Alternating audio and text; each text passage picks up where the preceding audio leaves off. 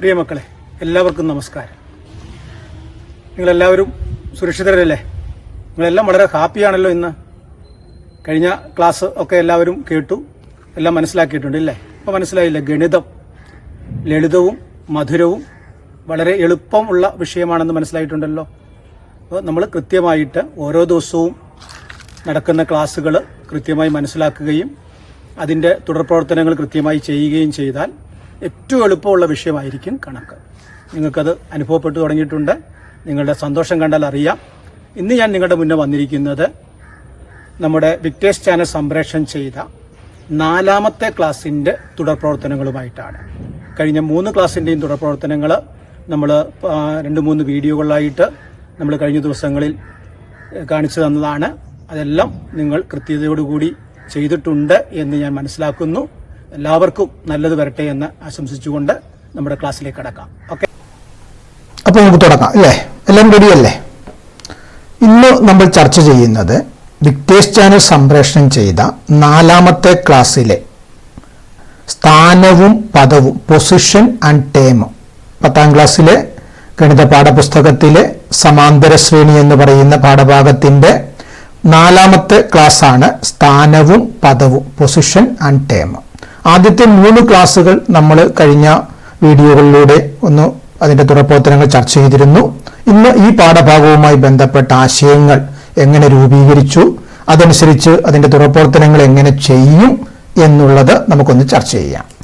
അപ്പോൾ നമുക്ക് മനസ്സിലാക്കേണ്ടത് എന്താണ് സ്ഥാനം, എന്താണ് പദം, പൊസിഷൻ ആൻഡ് ടേം. ഒരു സമാന്തര ശ്രേണിയെ സംബന്ധിച്ചിടത്തോളം അതിന്റെ അടിസ്ഥാനം എന്ന് പറയുന്നത് ആ സമാന്തര ശ്രേണിയിലെ പദങ്ങള്, അതിന്റെ പദസ്ഥാനങ്ങള്, പിന്നെ സമാന്തര ശ്രേണിയുടെ പൊതു വ്യത്യാസം. നമുക്കറിയാം, സമാന്തര ശ്രേണി എന്ന് കേട്ടാൽ തന്നെ നമ്മുടെ മനസ്സിൽ ആദ്യം എത്തേണ്ട എന്താണ്? പൊതുവ്യത്യാസമുള്ള ശ്രേണിയാണ് സമാന്തര ശ്രേണി. കോമൺ ഡിഫറൻസ്, പൊതുവ്യത്യാസം. അപ്പോൾ സമാന്തര ശ്രേണി ഉണ്ടാക്കുന്നത് എങ്ങനെയാണെന്ന് നമുക്കറിയാം. നമ്മൾ ആദ്യത്തെ ക്ലാസ്സുകളിലൊക്കെ ചർച്ച ചെയ്തതാണ്.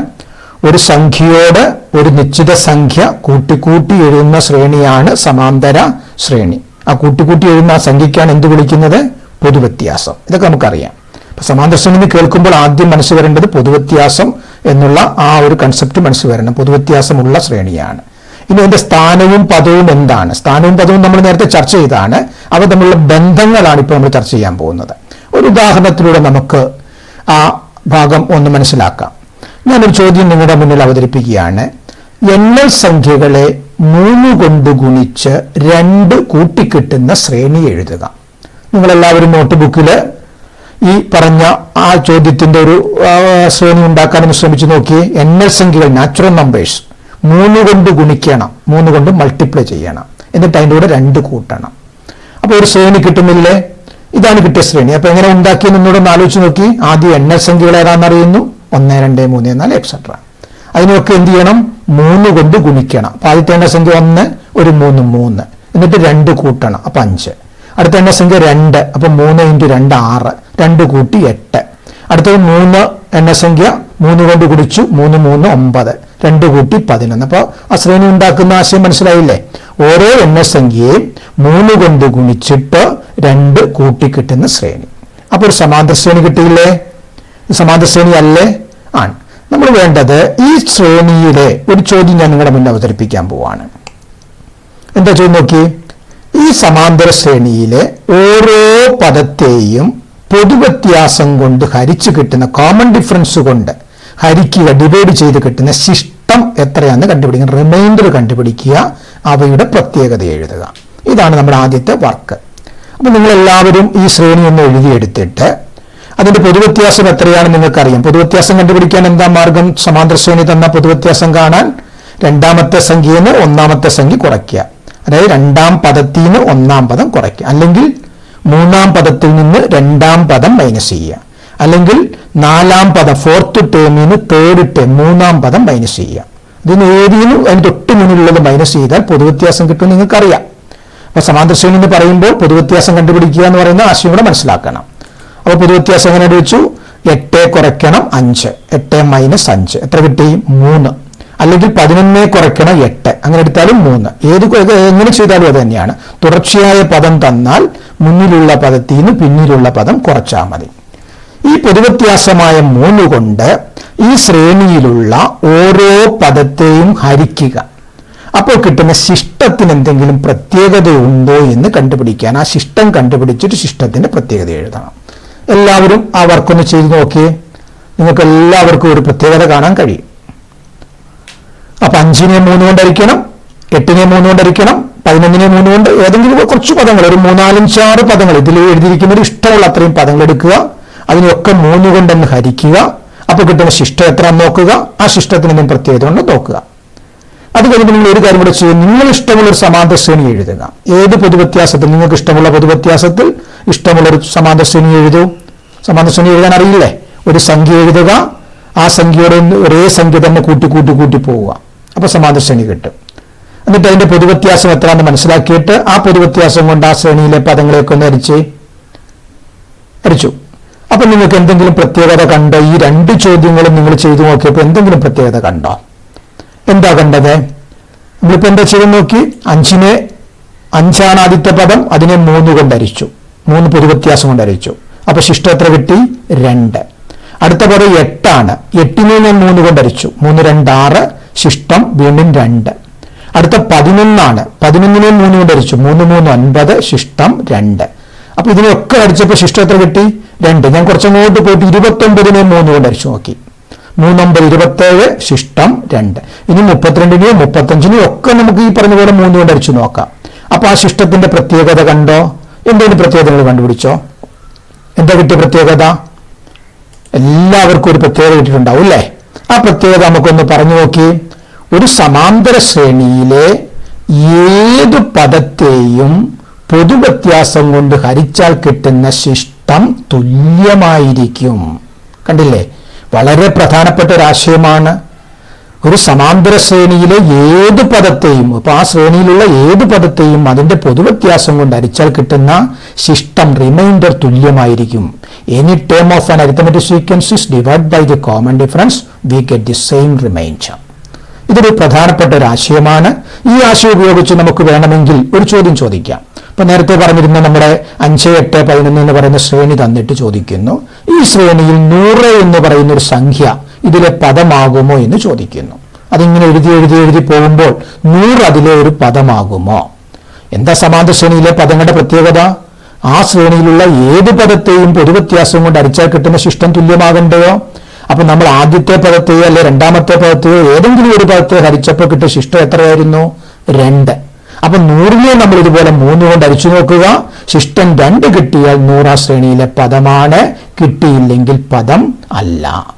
അത് മനസ്സിലായില്ലേ? അപ്പൊ ഒരു സംഖ്യ പദമാണോ എന്ന് പരിശോധിക്കാനുള്ള ഒരു ആശയമാണിത്. ഓക്കെ, ഇനി വീണ്ടും നമ്മൾ അടുത്തൊരു ആശയത്തിലേക്ക് നമുക്ക് മുന്നോട്ട് പോകാം. വീണ്ടും ആ സമാന്തര ശ്രേണി തന്നെ ഞാൻ വീണ്ടും എഴുതിയിട്ടുണ്ട്. ആ സമാന്തര ശ്രേണിയിലെ ഒരു 10 പദങ്ങളാണ് ഞാൻ ഇവിടെ എഴുതിയിരിക്കുന്നത്. x1 x2 x3 എന്ന് പറയുന്ന 10 പദങ്ങൾ എഴുതിയിട്ടുണ്ട്. 1-ാം പദം 5, 2-ാം പദം 8, 3-ാം പദം 11. ഇതൊക്കെ പദങ്ങളാണ്. 5 8 11 എക്സെട്ര എന്ന് പറയുന്ന പദങ്ങളാണ്. അതിന്റെ പദസ്ഥാനം മനസ്സിലായില്ലേ? ആദ്യം എഴുതിയിരിക്കുന്ന 5 അപ്പൊ 1-ാം പദം, അപ്പൊ 1 പദസ്ഥാനം. അടുത്ത 2-ാം പദം, അപ്പൊ 2 പദസ്ഥാനം. പദം പദസ്ഥാനം മനസ്സിലാക്കണം. പദവും പദസ്ഥാനവും കൃത്യമായിട്ട് അറിഞ്ഞിരിക്കണം. ഈ ശ്രേണിയിലെ ഈ പദങ്ങളും പദസ്ഥാനങ്ങളും തമ്മിലൊക്കെ എന്തെങ്കിലും ബന്ധമുണ്ടോ എന്ന് അടുത്ത് കണ്ടുപിടിക്കാൻ പോവാണ്. അതിനുവേണ്ടി ഞാൻ ആദ്യം നിങ്ങളുടെ അടുത്ത് മുന്നേ അവതരിപ്പിക്കുന്ന ഒരു വർക്ക്, ഇതിലുള്ള ഇഷ്ടമുള്ള 2 പദങ്ങൾ എടുക്കുക, ഏതെങ്കിലും 2 പദം. ഇപ്പൊ ഞാൻ അതിന്റെ പൊതുവ്യത്യാസം നമുക്കറിയാം. എന്താണ് ഈ ശ്രേണിയുടെ പൊതുവ്യത്യാസം? 3 തന്നെയാണ്, നേരത്തെ നമ്മൾ കണ്ടുപിടിച്ചതാണ്. ആ ശ്രേണിയിലെ ഏതെങ്കിലും 2 പദം എടുക്കുക. ഞാനിപ്പോൾ എടുത്തത് 1-ാം പദവും 3-ാം പദവും. 1-ാം പദം 5, 3-ാം പദം 11. എന്നിട്ട് നമ്മൾ എന്ത് ചോദിച്ചാൽ ഈ പദങ്ങൾ തമ്മിലുള്ള വ്യത്യാസം എന്ന് പറഞ്ഞാൽ ഇതിലെ ഒരു പദത്തെയും ഒരു പദം മൈനസ് ചെയ്യുക, കുറയ്ക്കുക. അപ്പൊ നമുക്ക് എപ്പോഴും ശ്രദ്ധിക്കേണ്ടത് വലിയ മുന്നിലുള്ള പദത്തിന് പിന്നിലുള്ള പദം മൈനസ് ചെയ്യുന്നതാണ് നല്ലത്. അപ്പൊ നമുക്കറിയാൻ ചെയ്യാം, 3-ാം പദത്തിൽ നിന്ന് 1-ാം പദം മൈനസ് ചെയ്യാം. 11ൽ നിന്ന് 5 മൈനസ് ചെയ്തു, എത്ര കിട്ടും? 6. വീണ്ടും വേറെ 2 പദം എടുത്തു, നിങ്ങൾക്ക് ഇഷ്ടമുള്ള പദങ്ങൾ എടുക്കാം. ഞാനിപ്പോൾ എടുത്തിരിക്കുന്നത് 4-ാം പദവും 8-ാം പദവും. ഈ പറഞ്ഞ ക്രിയ നമ്മൾ ഇവിടെ ചെയ്തു നോക്കിയേ. 8-ാം പദത്തിൽ നിന്നും 4-ാം പദം ഒന്ന് മൈനസ് ചെയ്ത് 26 മൈനസ് 14, അപ്പൊ എത്ര കിട്ടി? 12. വീണ്ടും വേറെ 2 പദങ്ങൾ, 4 എക്സാമ്പിൾ നമുക്ക് എടുത്തു നോക്കാം. എന്തെങ്കിലും പ്രത്യേകത ഉണ്ടെന്ന് കണ്ടെത്തണമെങ്കിൽ 1-2 ഉദാഹരണങ്ങൾ പോലെ കുറച്ച് ഉദാഹരണങ്ങൾ ഒന്ന് കൂടി എടുക്കാം. അപ്പൊ ഒന്നാം പദവും 10ാം പദവും എടുത്തു. 10ാം പദത്തിൽ നിന്ന് ഒന്നാം പദം നമുക്കൊന്ന് മൈനസ് ചെയ്യാം. ഇപ്പോഴും മുന്നിലുള്ള പദത്തിൽ നിന്ന് പിന്നിലുള്ള പദം മൈനസ് ചെയ്യാം. അപ്പൊ 32 കുറയ്ക്കണം 5, എത്ര കിട്ടി? 27. ഒന്നുകൂടി ചെയ്യാം. 4ാം പദവും 9ാം പദവും എടുത്തു. 4ാം പദം 14ആണ്, 9ാം പദം 29ആണ്. എന്നിട്ട് ഏതിന് ഏത് കുറയ്ക്കണം? 9ാം പദം മൈനസ് 4ാം പദം, x9 മൈനസ് x4. അപ്പൊ എത്ര കിട്ടി? 29 14 കുറച്ചു 15. ഈ കുറച്ച് കിട്ടിയ സംഖ്യകൾക്ക് ഈ പദങ്ങൾ തമ്മിൽ കുറച്ച് കിട്ടിയ പദവ്യത്യാസം എന്ന് പറയും. പദങ്ങളുടെ വ്യത്യാസം. ഈ പദങ്ങളായി കിട്ടിയിരിക്കുന്ന ഈ സംഖ്യകളിലെ 2 പദങ്ങൾ തമ്മിൽ കുറച്ചതാണ്. ഈ വ്യത്യാസമായി കിട്ടിയ സംഖ്യകൾക്ക് എന്തെങ്കിലും പ്രത്യേകത നിങ്ങൾക്ക് പറയാമോ? ഈ പൊതുവ്യത്യാസവുമായി ഇതിന് എന്തെങ്കിലും ബന്ധമുണ്ടോ? പൊതുവ്യത്യാസം എത്ര? 3. പദങ്ങൾ കുറച്ചപ്പോൾ കിട്ടിയത് 6 കിട്ടി, 12 കിട്ടി, 27 കിട്ടി, 15 കിട്ടി. എന്തെങ്കിലും പ്രത്യേകത കാണുന്നുണ്ടോ? ഓക്കെ കേട്ടില്ലേ? 3ന്റെ ഗുണിതങ്ങളാണ് ഇല്ലേ? 3ന്റെ ഗുണിതമാണ് 6. എളുപ്പം നമുക്ക് മനസ്സിലാക്കാം. 3ന്റെ ഗുണിതമാണ് 12, 27, 15 ഒക്കെ 3ന്റെ ഗുണിതമല്ലേ? അപ്പൊ വളരെ പ്രധാനപ്പെട്ട ഒരാശയം. ഒരു സമാന്തര ശ്രേണിയിലെ ഏത് 2 പദമെടുത്തു കുറച്ച് കിട്ടുന്നതും പൊതുവ്യത്യാസത്തിന്റെ ഗുണിതമാണെന്നല്ലേ അർത്ഥം? അത് നമുക്കൊന്ന് എഴുതി നോക്കാം. 6 എന്ന് പറയുന്നത് 3 × 2, കണ്ടോ? 3 × 2. 12 എന്ന് പറയുന്നത് 3 × 4, 3ന്റെ ഗുണിതമാണ്. 3 4 ആണ് 12. 27 എന്ന് പറയുന്നത് 3 × 9, 3 നമ്മുടെ പൊതുവ്യത്യാസമാണ്. 15 3 × 5. അപ്പൊ ഇതൊക്കെ 3ന്റെ ഗുണിതമാണ്. ഇത് 3 2 6, 3 4 12, 3 9 27, 3 5 15. അപ്പൊ വളരെ പ്രധാനപ്പെട്ട മറ്റൊരാശയം രൂപീകരിച്ചു. കണ്ടില്ലേ?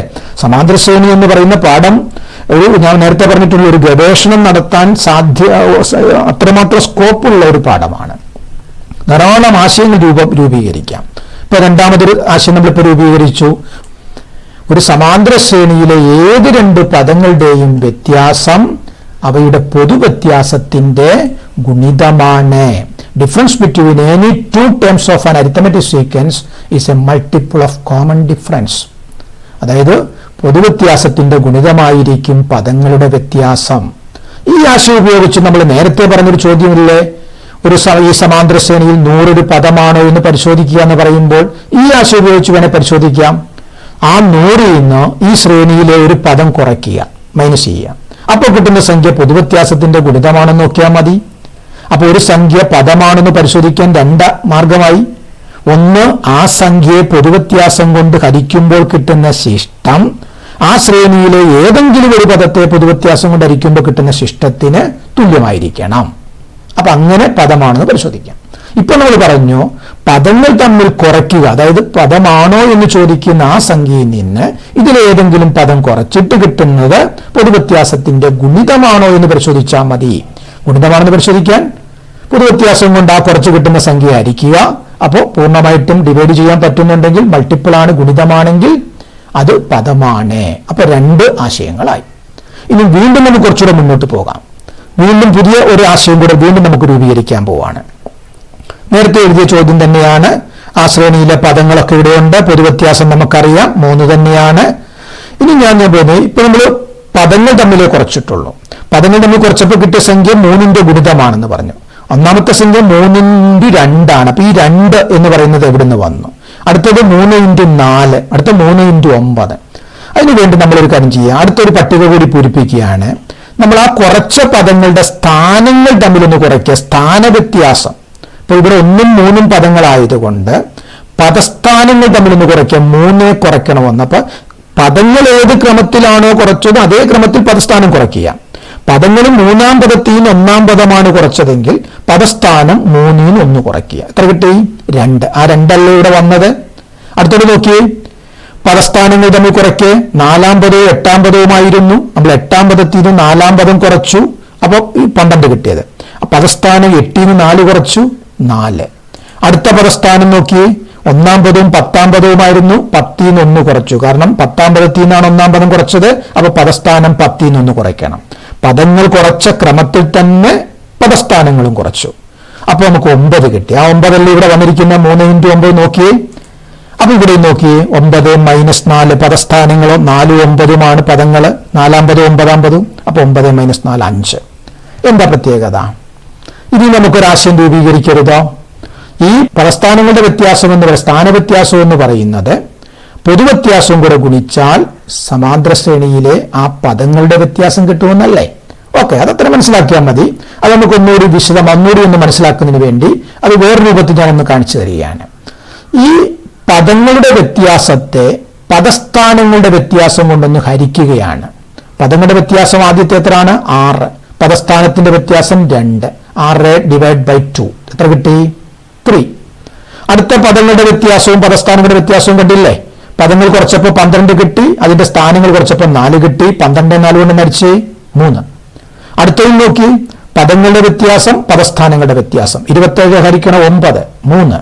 അടുത്തതോ 15 ഹരിക്കണം 5 3. എന്താണ് ഈ 3? മൂന്നാം ശ്രേണിയുടെ പൊതുവ്യത്യാസമാണ്. അപ്പൊ നമുക്ക് ആശയം വീണ്ടും രൂപപ്പെടുത്തുക.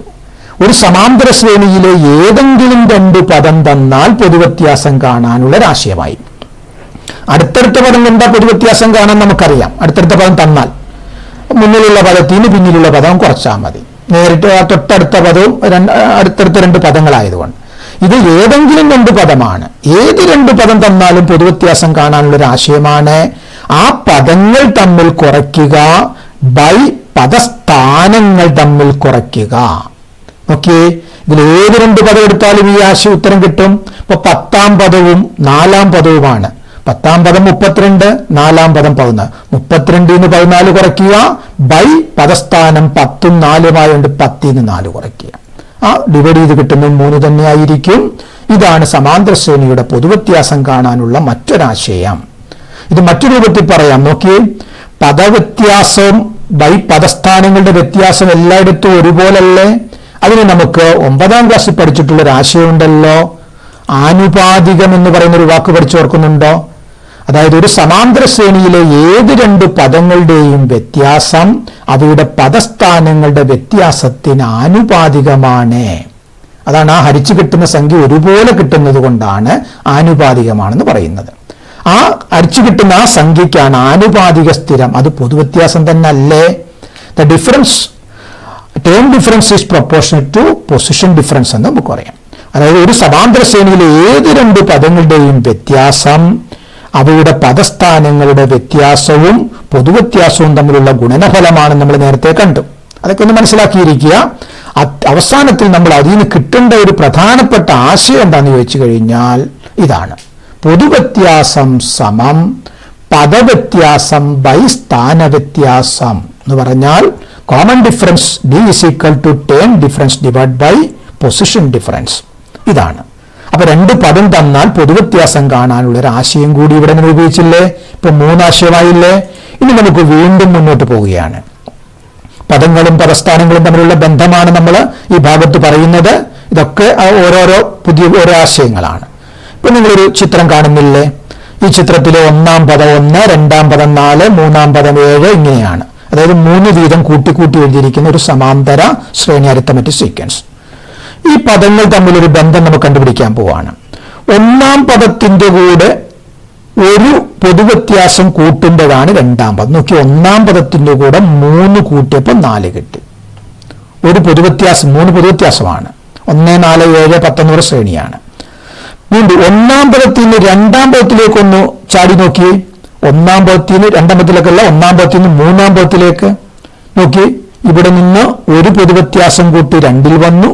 വീണ്ടും ഒരു പൊതുവ്യത്യാസം കൂടെ കൂട്ടി 3ാം പദത്തിൽ വന്നു. അപ്പൊ എത്ര പൊതുവ്യത്യാസം കൂട്ടി? 1ാം പദത്തിൽ നിന്ന് 3ലേക്ക് എത്താൻ 2 പൊതുവ്യത്യാസം. ഒരു പൊതുവ്യത്യാസം 3 ആണ്, 2 പൊതുവ്യത്യാസം. അപ്പൊ 2 × 3 എത്ര? 6 കൂട്ടണം 1ാം പദത്തോടെ. 1ാം പദം എത്ര? 1. 1നോട് 6 കൂട്ടി നോക്കി, 7 കിട്ടിയില്ലേ? അങ്ങനെയാണെങ്കിൽ 1ാം പദത്തിൽ നിന്ന് 5ാം പദത്തിലേക്ക് എത്താൻ എന്ത് ചെയ്യണം നോക്കി? 1ാം പദത്തിൽ നിന്ന് 5ലെത്തണം. നോക്കി, ഒരു പൊതുവ്യത്യാസം കൂട്ടിയപ്പോൾ 2ലെത്തി, വീണ്ടും ഒന്നുകൂടെ കൂട്ടിയപ്പോൾ 3ലെത്തി, വീണ്ടും ഒന്നുകൂടെ കൂട്ടിയപ്പോൾ 4ലെത്തി, വീണ്ടും ഒന്നുകൂടെ കൂട്ടിയപ്പോൾ 5ാം പദത്തിലെത്തി. എത്ര പൊതുവ്യത്യാസം കൂട്ടി? 4 പൊതുവ്യത്യാസം. യഥാ മുകളിൽ കാണിച്ചു 1, 2, 3, 4 പൊതുവ്യത്യാസം. അപ്പൊ നോക്കി, ഒന്നാം പദത്തിൽ നിന്ന് 5-ലെത്താൻ എത്ര പൊതുവ്യത്യാസം? 4. 3-ലെത്താൻ 2, 2-ലെത്താൻ 1. അപ്പൊ ഒന്നാം പദത്തിൽ നിന്ന് 7-ാം പദത്തിലെത്താനോ 6 പൊതുവ്യത്യാസം. 1, 2, 3, 4, 5, 6. എന്തെങ്കിലും ബന്ധമുണ്ടോ? ഈ പദത്തിൽ നിന്ന് ആ പദത്തിലേക്ക് പോകാൻ എത്ര പൊതുവ്യത്യാസം കൂട്ടണം എന്നുള്ളതിന് എന്തെങ്കിലും ബന്ധമുണ്ടോ? ആ പദസ്ഥാനങ്ങളുടെ വ്യത്യാസം എത്രയാണോ അത്രയും പൊതുവ്യത്യാസമല്ലേ? ഇപ്പൊ 1-ൽ 7-ലെത്താൻ 1-ഉം 7-ഉം തമ്മിലുള്ള വ്യത്യാസം 6 അപ്പൊ 6 പൊതുവ്യത്യാസം, 6D എന്ന് നമുക്ക് പറയാം. ഒരു പൊതുവ്യത്യാസത്തെ D എന്ന് പറഞ്ഞാൽ 6D കൂട്ടണം. ഇവിടെ D 3 ആണെങ്കിൽ 6 3 കൂട്ടണം. 6 3 18. 18 1 19. 7-ാം പദത്തിലെത്തി. അപ്പൊ ഒന്നാം പദത്തിൽ നിന്ന് ഏത് പദത്തിലേക്ക് പോകാം? അപ്പൊ 10-ാം പദത്തിലേക്ക് പോകണമെങ്കിൽ എത്ര D കൂട്ടണം? ഒന്നാം പദത്തോടെ 9D കൂട്ടണം, അല്ലേ?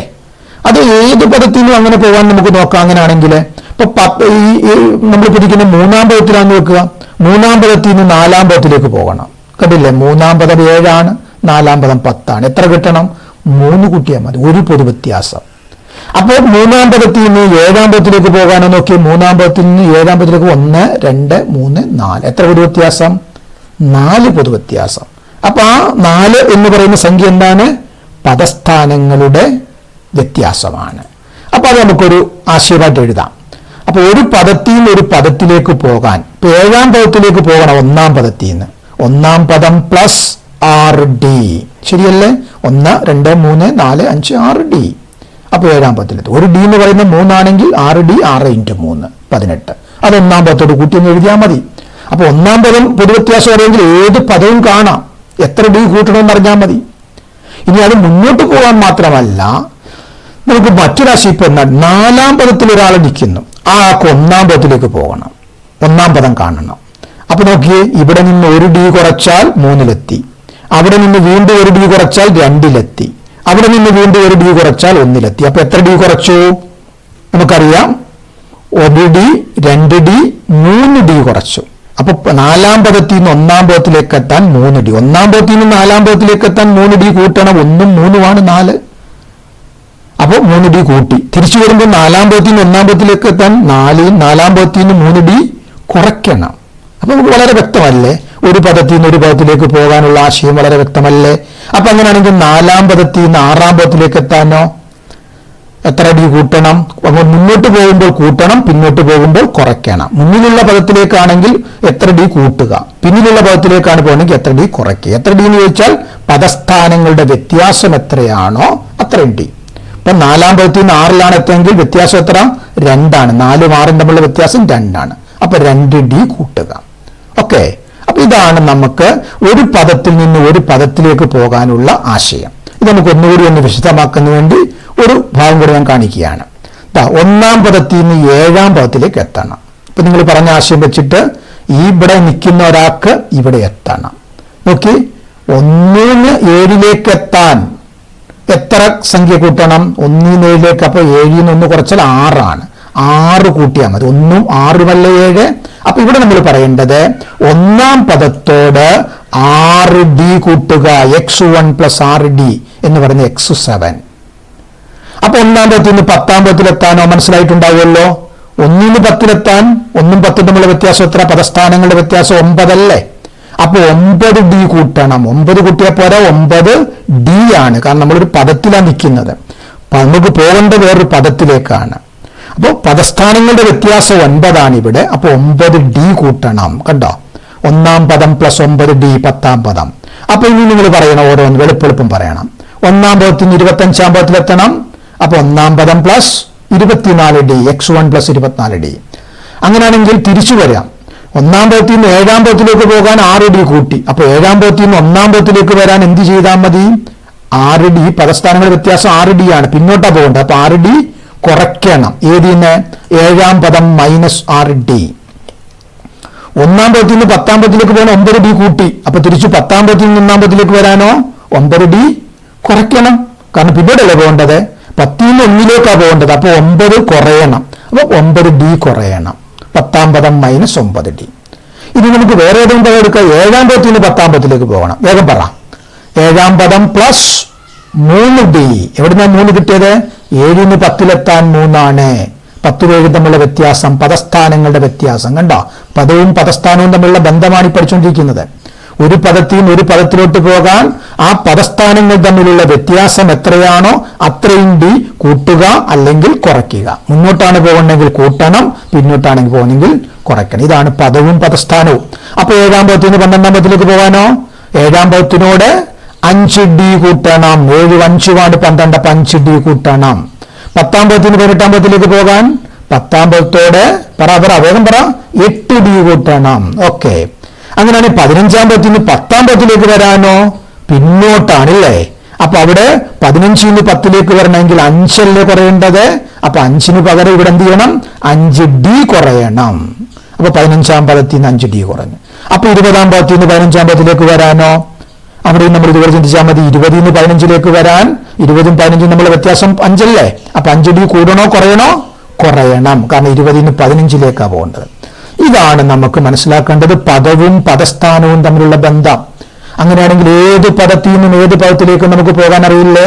ഒരു പദവും പൊതുവ്യത്യാസവും അറിഞ്ഞാൽ ആ സമാന്തര ശ്രേണിയിലെ ഏത് പദവും കണ്ടുപിടിക്കാനുള്ള ഒരു ആശയമാണ്. ആ പദസ്ഥാനങ്ങളുടെ വ്യത്യാസം എത്രയാണോ അത്രയും ഡി നമുക്ക് നിൽക്കുന്ന പദത്തിനോട് കൂട്ടി മുന്നോട്ട് പോകാം, അല്ലെങ്കിൽ കുറച്ച് പിന്നോട്ട് പോകാം. ഇതാണ് നമ്മുടെ ഈ പാഠഭാഗത്തിലെ ഈ 4-ാമത്തെ ക്ലാസ്സുമായി ബന്ധപ്പെട്ട് നിങ്ങൾക്ക് നൽകേണ്ട ആശയങ്ങൾ. 3-4 ആശയങ്ങൾ നമ്മൾ പഠിച്ചു. അതുമായി ബന്ധപ്പെട്ട് ഏതാനും തുടർപ്രവർത്തനങ്ങൾ നമുക്ക് തന്നിരുന്നു. ഈ തുടർപ്രവർത്തനങ്ങളൊക്കെ ചെയ്യുവാൻ ഇന്ന് നമ്മൾ ആ ക്ലാസ്സും ഇതും മനസ്സിലാക്കി കഴിഞ്ഞാൽ ഇതിൽ ഏത് ചോദ്യം ചെയ്യാനും നിങ്ങൾക്ക് യാതൊരു സംശയം ഉണ്ടാകില്ല. 1-ാമത്തെ സെറ്റ് പെട്ടെന്ന് നോക്കി, തുടർച്ചയായ പദങ്ങളാണ് തന്നിരിക്കുന്നത് അല്ലേ. അവർ ചില ഭാഗത്ത് വിട്ടുപോയിട്ടുണ്ട്, വട്ടത്തിൽ കാണിച്ചിട്ടുണ്ട്. അപ്പൊ ആ വിട്ടുപോയ ആ സ്ഥാനത്തെ സംഖ്യകൾ കണ്ടെത്താനാണ്. നമുക്ക് വളരെ എളുപ്പം അറിയാം. സമാന്തര ശ്രേണി ആയതുകൊണ്ട് തൊട്ടടുത്ത പദം കാണാൻ പൊതുവ്യത്യാസം കൂട്ടണം, തൊട്ട് പിന്നീടുള്ള പദം കാണാൻ പൊതുവ്യത്യാസം കുറയ്ക്കണം. അടുത്തടുത്ത പദം അറിയുമ്പോൾ പൊതുവ്യത്യാസം എളുപ്പം അറിയാം, മുന്നിലുള്ള പദത്തിന് പിന്നിലുള്ള പദം കുറച്ചാൽ മതി. ഇപ്പൊ ഇവിടെയൊക്കെ പൊതുവ്യത്യാസം, ഇപ്പൊ 1-ാമത്തെയും 2-ാമത്തെയും 3-ാമത്തെയും ചോദ്യത്തിൽ പൊതുവ്യത്യാസം കണ്ടുപിടിക്കാൻ എളുപ്പമാണ്. കാരണം അടുത്തടുത്ത പദങ്ങൾ അറിയാം, പൊതുവ്യത്യാസം കിട്ടി. അപ്പോൾ പൊതുവ്യത്യാസം കൂട്ടി കൂട്ടി എഴുതുക, അല്ലെങ്കിൽ പൊതുവ്യത്യാസം കുറച്ച് പിന്നിലുള്ള പദം എഴുതുക. എന്നാൽ 4, 5, 6 ചോദ്യങ്ങൾ അടുത്തടുത്ത പദമല്ല. അപ്പൊ പൊതുവ്യത്യാസം കാണാൻ നമ്മൾ നേരത്തെ പഠിച്ചൊരാശയമുണ്ട്. ഏത് 2 പദം കിട്ടിയാലും പൊതുവ്യത്യാസം കാണാൻ പദങ്ങൾ തമ്മിൽ കുറയ്ക്കുക ബൈ പദസ്ഥാനങ്ങൾ തമ്മിൽ. ഇത് 1-ാം പദം, ഇത് 3-ാം പദം.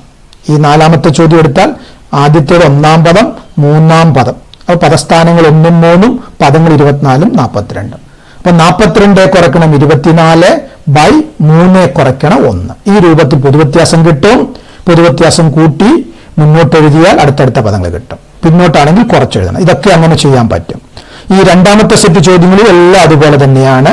ഏതെങ്കിലും 2 പദങ്ങൾ തന്നിട്ടുണ്ട്, പൊതുവ്യത്യാസം കാണുക, പദങ്ങൾ കുറയ്ക്കുക ബൈ പദസ്ഥാനങ്ങൾ.